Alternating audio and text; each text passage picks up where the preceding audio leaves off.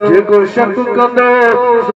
उनजे ईमान में शक आहे। अल्लाह जो कुरान सचो आहे। कलमे वारो ज़मीन थी चवे अल्लाह वण लॻो तॾहिं बि मां खणा, पाणी जा तरह हुजण चश्मा वह तॾहिं बि मां वज़न बर्दाश्त कया। अल्लाह कुरान जो वज़न तमामु गहरो आहे। अल्लाह अकबर ॿुधो कलमे वारो। अल्लाह फरमाए इन्ना अरदनल अमानत अल समावाति वल अर्ज़, ऐ ज़मीन बाद मां अल्लाह ये कुरान जबलन के पेशकश किया वो जबल जीवो जबला कुरान की अमानत घड़ो तो छा ख्याल है ए मशको कुरान का वजन दे तो नम अर्फ बता मशकम पर अल्लाह नंदा न बारे अर्फ करने के बना अल्लाह दाना वजन बाज गुरजाए और अपने वजन तमाम गोरो अल्लाह तुझे हुक्म का सवा जमीन के लड़े नरीना से मौला, लेकिन कुरान जो वजन तमाम गोरो कलमे वारो अल्लाह फरमाए ऐ मुझे सोना महबूबा ये कुरान मजीद 10 इंसानन की नजर से पर अल्लाह से फरमाया याद रखो कलमे वारो अरे ओए मारो जिन कलमो महबूब मोहम्मद ने पढ़ो कलमो हुजूर ने पढ़ो अरे नमाज पढ़ंदार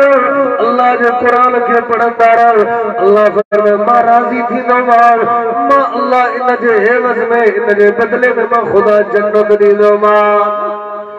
और कुरान मजीद है ना ना रखो देर रखो मेड़न ते हलो सही मेड़ा तो कुरान में हुजे और सैयद भी हुजन आले भी हुजन याद रखो कलमे वारो कुरान की ताकत एडी तो वडी आ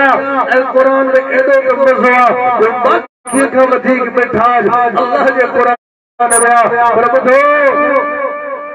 अल्लाह फरमायो जेकॾहिं तव्हां इन कुरान के पढ़ंदो इन कलाम के पढ़ंदो मां अल्लाह जिंदगी जा गुनाह माफ करे मां अल्लाह जन्नत ॾींदो अल्लाह अकबर ॿुधो कलमे वारो तुफैल बिन उमर छा थो चवे जे वक़्त मके जे सरज़मीन ते होॾो सारो अबू जहल वारा लश्कर सोजे वॾनि गुलनि सां हारनि सां इस्तक़बाल पिया कनि तुफैल बिन उमर जो ॿुधो कलमे वारो कुरान मजीद जो एॾो त वॾो असर आहे जो हज़रत उमर रज़ी अल्लाह ताला जो भेण घर जे अंदर वेही करे कुरान थी पढ़े इन कुरान जो एॾो असर आहे जो हज़रत उमर रज़ी अल्लाह ताला जो कलमो पढ़ी मुसलमान थिए थो अल्लाह अकबर तुफैल बिन उमर जिया जो मक्के जिन सरज़मीन ते चइबो अबू जहल वारा अल्लाह अकबर पंजनि नौकरनि सां गॾु ॿाहिरि निकिरी आया कहिड़े ॻाल्हि वठो अबू जहल चए थो तुफैल बिन उमर चए थो ईअं न मिठे मोहम्मद सां मिलंदो हुज़ूर सां मिलंदो अल्लाह अकबर कबीरा कुरान महबूब जो ॿुधंदो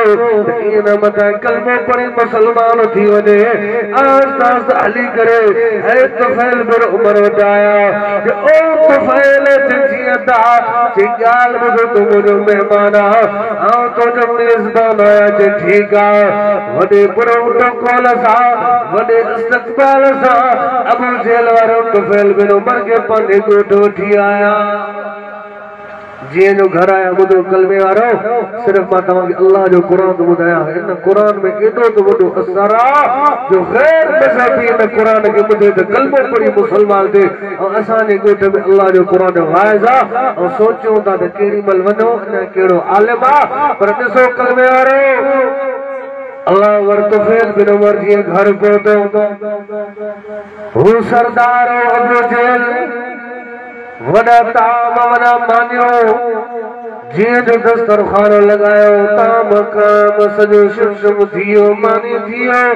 उन्हें का बाद सुबह जो टाइम थियो है शाह का बाद आराम जो टाइम थियो जिया जो तुफैल बिन उमर जलाए बिस्तरो भी लगायो अबू जहल कप्पा खड़ी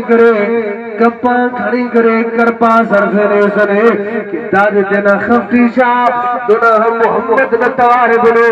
अल्लाह अकबर कप्पा खड़ी आया बुझल चले तो तुफैल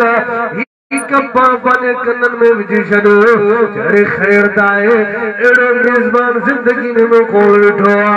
जाने काने मां वयो आ सरदार आया पर एड़ो मेज़बान कने मांखे कोन मिलियो है जो कन्नन में कपा भी विझी छॾियो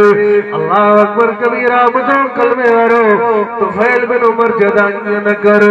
अबू जहल चवण लॻो अदा ॻाल्हि ॿुधो मक्के में मोहम्मद नाले वारो थी वो फरमाए तो मां आखिरी नबी आया मां मोहम्मद रसूलुल्लाह